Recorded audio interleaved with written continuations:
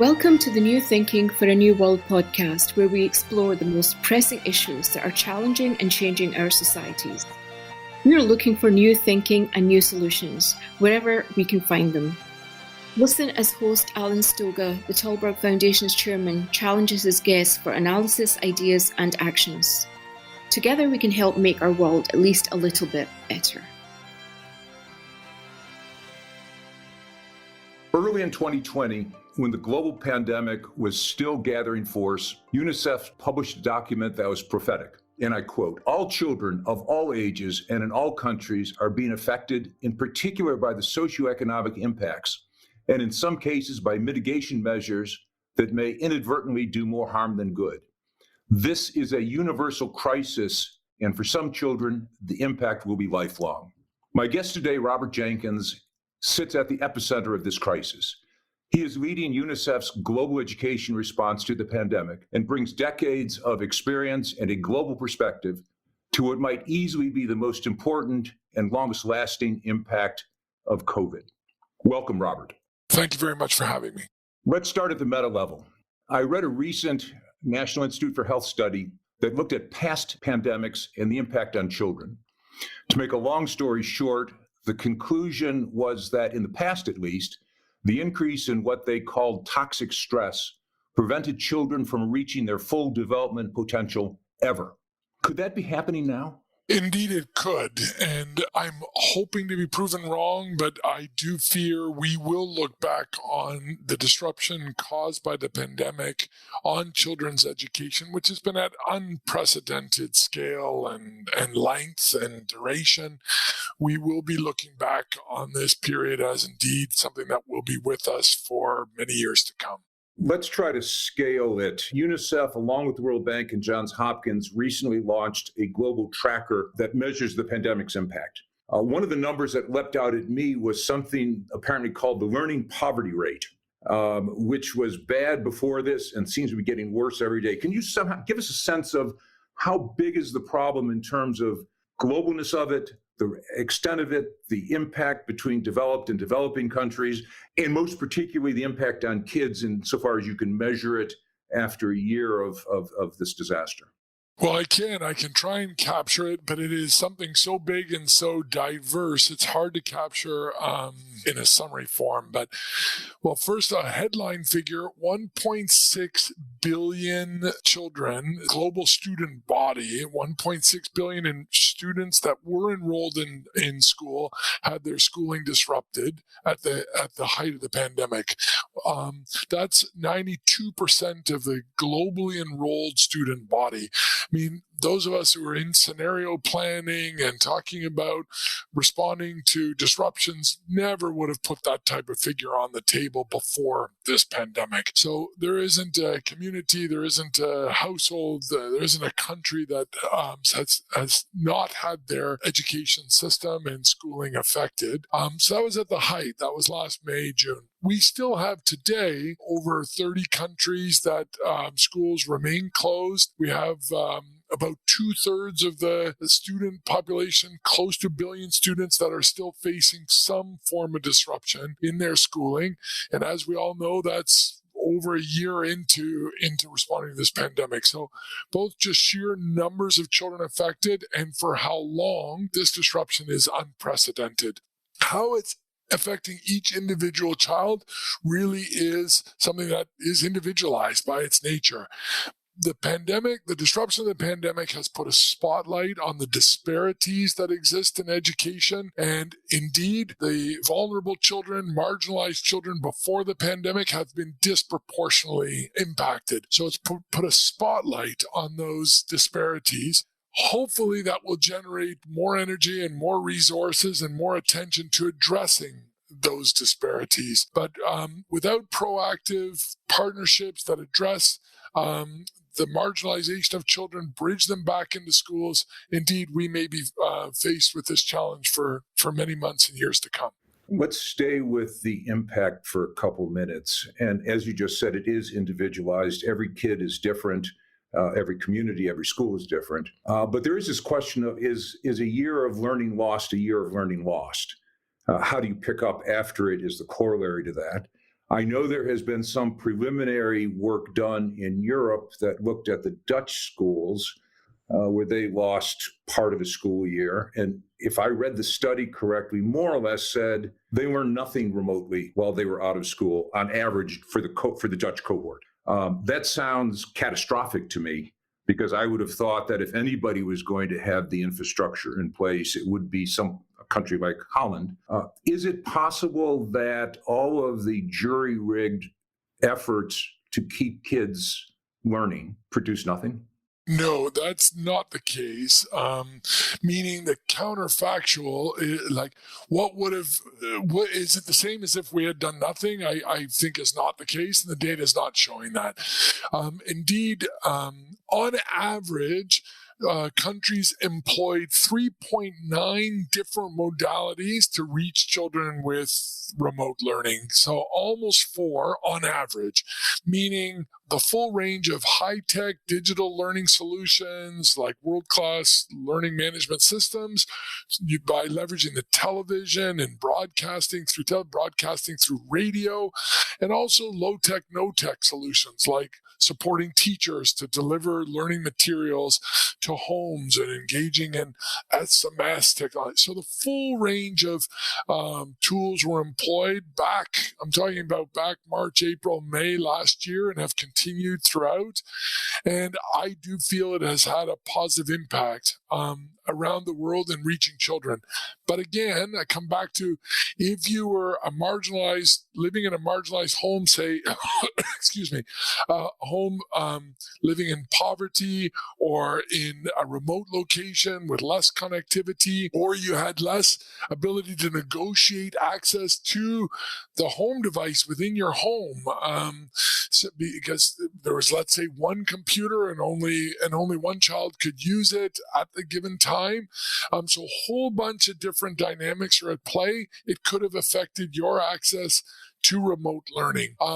UNICEF issued a report about 3 months ago that estimated about 460 million children had no access to remote learning at all when their schools were closed. That meant that either they were living in a community or a household in which remote learning, despite what I've said, on average 4 different types, but they were still living in a community that it did not reach them, any of those services, or they themselves, it was provided as a service, but they didn't have the capacity, ability, resources to access it. They either didn't have the tool, the radio, TV, or computer, or again, they were increasingly marginalized at that time. Something we've been referring to as something I know you've heard of, called they're living on the other side of the digital divide. Or now, if you were access for learning, and if you're one of the children that was, it did not in any way substitute for face-to-face learning. But if it was of high quality, if it was interactive, if it did also was complemented by check-ins by parents, by caregivers, by teachers themselves, and the quality of that remote learning has improved over time. We did all collectively, governments, the UN agencies, UNICEF, parents, teachers, we did continue to do our best to reach children to mitigate the impact of school closures. But let me not make any sort of misunderstanding. There is no sort of substitute for enabling children to attend school. Do we yet have any measures of the impact on kids of the past year and a half? So there's lots of different data is flowing in. Some of it is anecdotal. Some of it is increasingly quantitative by certain parts of countries, by certain countries, and some globally. And it is worrying, the levels of learning loss that children on average have experienced. It depends on the age. It depends on, again, their access to remote learning. And it also will depend on the capacity of the school system when it reopens to enable children to catch up with the learning loss. But with the numbers of children that say the 214, as one indicator, 214 million children that have missed more than 3/4 of in-person learning over the last year. So 3/4 of the year they've been out of school. That is a very significant amount of time that will now require proactiveness in when schools reopen to accelerate learning for children to catch up. But I do want to flag also a very important issue. Now, being from the education sector myself, of course, it's learning, and working with ministries of education and schools to enable acceleration of learning. But schools provide far more services than just teaching and learning, not saying not to minimize that by any means, but say the easiest example is school meals and lunches. We have seen the impact that, again, disproportionately on marginalized and vulnerable children to not have access to the nutrition support, midday meals that schools provide, but also psychosocial support and mental health and a sense of belonging, a sense of routine, interacting with your friends and peers, interacting with your teachers. These have also provided for more kind of comprehensive impact on children that need to be addressed. And we've been trying our best to address them now as schools are closed, but also as schools are reopening. How do we reach children with the full range of support that children need as they return back to school in order for them to be successful? One should never argue by anecdote, but certainly anecdotally, it appears that school systems, governments more generally, seem more focused on just getting the doors open on the schools and kids back in class than they are perhaps in remediating some of the damage that you've just described, some of which we don't yet know. We know it probably happened, but it can't be measured. Is it enough just to get kids back in the classroom? Or is there something extraordinary that ought to be done from your perspective to recognize how tough a year and a half, 2 years perhaps by the time this finally happens, these kids have had at a very critical moment in their development? So just the challenge of getting all children back in school, we have estimated that at least 24 million children are at risk of dropping out as a result of the disruption caused by the pandemic. So first, key goal of all of us collectively is bridging every child back to school. But how to do that is, as the school doors open, they need to open very, very wide, and a very wide bridge back into the school needs to be built. And we need to proactively reach vulnerable children and overcome the barriers that they will face in returning to school. In previous school closures, like in West Africa, as a result of the Ebola pandemic, in which some countries, schools had closed 6 months, one country had closed for 9 months, we saw the impact in the hundreds of thousands of children in those countries that did not return to school due to that prolonged school closure. So we need to very proactively ensure that all children bridge back, and that will require understanding the barriers that each one of those children faces, whether they're gender related, whether they're poverty related, whether they're related to other responsibilities that now the child has taken on in their home or in their communities. They've entered the labor market. There's evidence of increase in child marriage. So each one of those challenges needs to be addressed locally, and children need to be bridged back. Now, as they bridge back into school, then to your point, accelerated learning programs, catching children where they are in their learning and enable them to continue on their learning journey will be critical. And that will necessitate understanding where they are in their learning across all subject areas, depending on their age, and facilitating that catch up, often by abbreviating the curriculums and providing additional support to enable catch up. But I can't overstate the importance of looking at a child comprehensively and holistically, enable them to have the mental and psychosocial support after such prolonged absence, bridging them back into previously familiar ground of a school will necessitate proactively introducing them back into that routine, but also providing nutritional support, a sense of safety. So each and every child will definitely need to receive the full range of support that they now increasingly require if they're going to be successful back in school.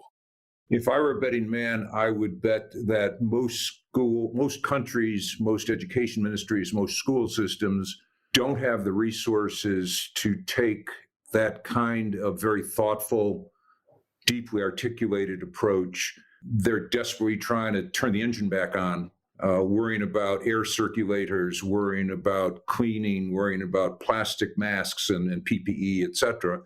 I'm sure people are giving thought to curricula, to social and mental support, to, as you've described, the known of the impact on nutrition, and the story goes on. Am I being too pessimistic? Is there an awareness, not just an awareness, but are there resources to get this done globally?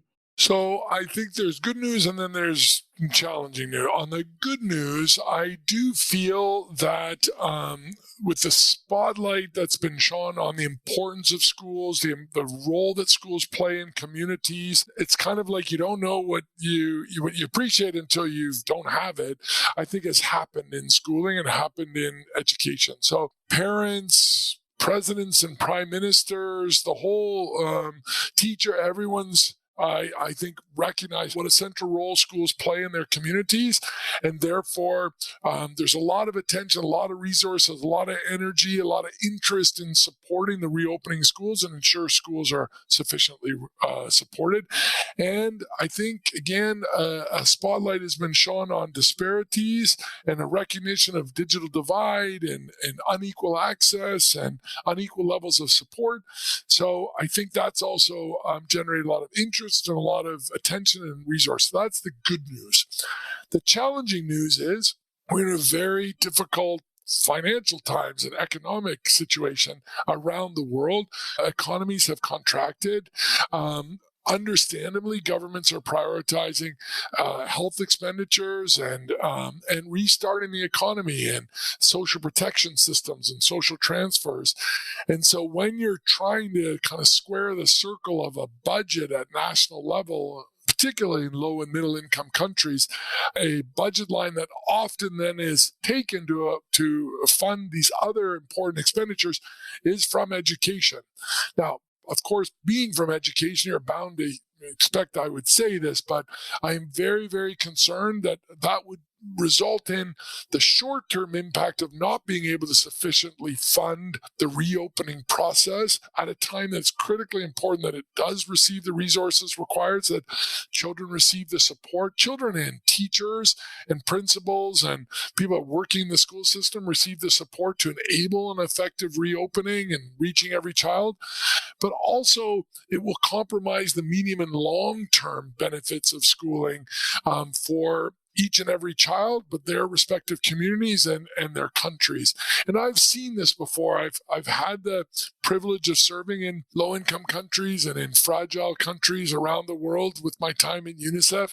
And I have seen when countries are in crisis, unfortunately, they're often forced to make short-term decisions around public resources that have medium and long-term implications. And I do fear we're running the risk of that happening today. Do you know leaders that sound like these? Leaders, young or old, who are changing the world?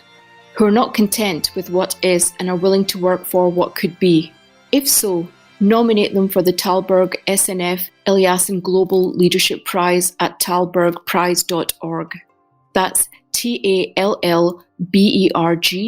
prize.org. Oh, I don't think you overstate the case at all. Perhaps you understate it. My concern is that I watch governments around the world have become preoccupied with infrastructure, everybody's favorite buzzword of the moment, and even better, green infrastructure. And they're looking at billions, indeed trillions of dollars of expenditures across Europe, the United States, spending money like drunken sailors. And I rarely hear people talk about mediating, maybe remediating, the human impact of this thing, particularly on kids. How do we get people more afraid that their dearest resource, their children, could be at long-term risk? So I also think we need to lead by success and highlight the positive examples of what's happening. I feel the disruption caused by the pandemic on education systems has also opened up new and very innovative approaches to learning that are now being incorporated back into the planning and reopening of the school systems. And we have a number of examples. UNICEF partners closely with Microsoft. We've developed what's called the Learning Passport. The Learning Passport is being rolled out in a number of different countries, very diverse contexts. And this Learning Passport was reaching children while schools were closed. It's now being introduced into the school systems as they return. It provides support to students learning. It provides support to teachers in delivering the curriculum. It's a very exciting, showing great promise. It's just one of many new and innovative approaches to addressing what's actually been a long-standing challenge. See, the world was experiencing what we call the global learning crisis before the disruption caused by the pandemic, with 53% of 10 to 14-year-olds in low and middle income countries not understanding a simple paragraph. We're not able to read, basically. Over 50% of children in low and middle income countries, the vast majority of whom were in school and had been in school for a long time, like number of years. So the education systems around the world were in need of innovative approaches of disruption.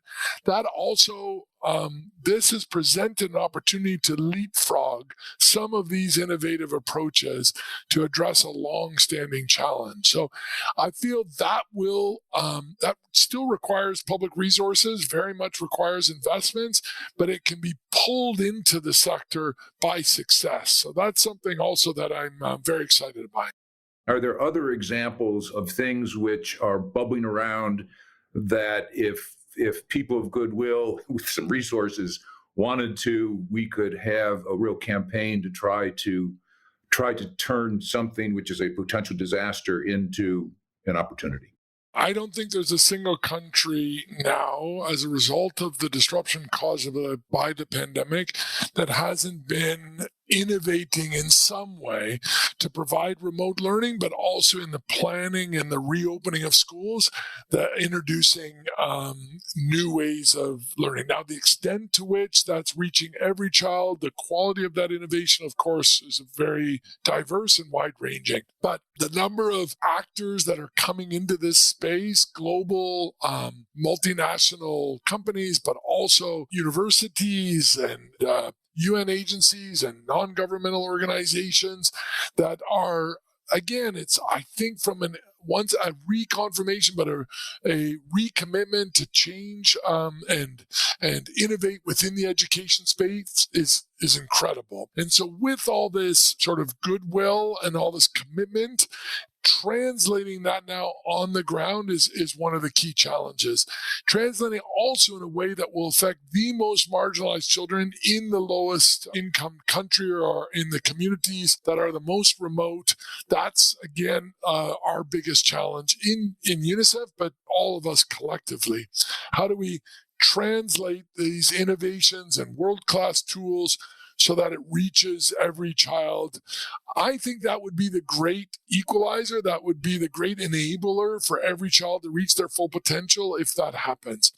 Tons of examples of where indeed new innovations are being rolled into school systems.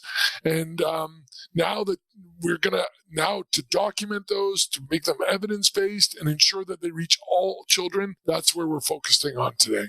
Well, you're a UN official, so I can't ask you a political question, but let me make an observation. Wouldn't it be wonderful if the next time the G7 convened, they focused on education and pointed out that if we get that wrong, none of the other stuff matters? Well, I mean, from being myself working in education, more conversations about education, the better. I think translating these global commitments and targets into tangible, practical improvements on the ground for your 8-year-old living in a remote village in a low-income country, or frankly, an 8-year-old living in each of our communities in high-income countries that it faces barriers to realize their potential, and education would be a game changer for those children, be a game changer for the communities in which they live and for the world. I'm energized and optimistic about the attention that education's now receiving. I realize it's been incredibly challenging year for children and for education systems. I'm hopeful that this recognition of the importance that schools play in each individual child's life, but that they play in communities and in societies more generally, will generate the tangible benefits and actions required on the ground for children all over the world. And indeed, as you say, absolutely critical for each and every child, but for the long-term growth and sustainability of economies and societies and countries more broadly. I don't want to push on the optimism because right now we need the optimism, but I do want to ask the worst case. What keeps you up at night? So I would say the three challenges that are keeping me up at night right now. One is avoiding the 24 million children not returning to school, meaning ensuring that every single child returns back to school that were in school before. I would even, on this first challenge, I would even go even more ambitious, which is can we bridge children that were not in school before? As schools reopen, can we bridge them into school? We did have some interesting evidence that showed that some children not in school when the schools closed started to access remote learning because the radio and television, and in some cases SMS technologies, that started to reach those children. They weren't in school before, now they're learning. So can we bridge all children back in school, those who were in school and those who are out of school? That's one, a very real challenge. We risk the 24 million dropping out. Number two, before you go on to the second challenge, can you give me a sense of where are those 24 plus million kids geographically? Do they tend to be concentrated? And if so, where? They tend to be concentrated in low-income countries and fragile countries and the poorest communities within countries. So on average, it's back to the percentage of children that had no access to remote learning was far higher in those living in poor households, poor communities, poor countries. So those are definitely our highest priority. There are other barriers that children face. Adolescent girls, we saw in West Africa as a result of the school closure to Ebola, faced particular risks, gender-based violence risks, and other barriers that prevented them from returning to school. So there's poverty, there's gender-related barriers. Children with disabilities face an increased risk of dropping out, and children from minority backgrounds, those who are also children that have a mother tongue that's not offered in the school system, also face challenges for returning. So proactively addressing those barriers, bridging every child back. First. Number two, if children come back into school and don't receive the support that they need in other parts of their lives that doesn't directly relate to learning. What I mean is if they have a sense of fear, if they need nutritional support, if they need support for their mental health or psychosocial needs, menstrual hygiene, so a full range of support. If you're 7 or 8 years old, you're not going to come and sit in your classroom if you're fearful for your safety and being able to engage in the curriculum and learn. So that's my second fear. How do we ensure each child receives the support for them to be successful in their learning? The third is specifically more related to my direct wheelhouse, the learning side. We need to ensure, where I lose a lot of sleep, especially over the medium long term, is that when all this is done and dusted and children are back in school, we have to remind ourselves we were experiencing a global learning crisis before. So if we do not seize this opportunity to introduce more modern, innovative ways of learning, then children will come back into and sit in the same classrooms with the same delivery mechanisms that was causing a learning crisis prior. And so indeed, if years go by and we're challenged with the same levels of learning outcomes, like the 53% of 10-year-olds living in low and middle income countries that were not able to read and write, then is a great failure of all of ours. And not only a great failure, but a great failure with amazing both human, political, economic consequences that should concern everyone and should lead to concentrated efforts to do something about it. Absolutely. Thank you very much, Robert. I appreciate the conversation. And let's see if we can get some action to the rear wheels here. Thanks very much for having me. Thank you for listening. Now it's your turn. Tell us what you think. You can find us on Facebook, Twitter, and Instagram, or you can subscribe to our newsletter at talbergprize.org. Thanks again, and most importantly, don't forget to nominate a leader whose work deserves to be recognised and imitated. This podcast brought to you through the generous support of SNF, the Stavros Niarchos Foundation.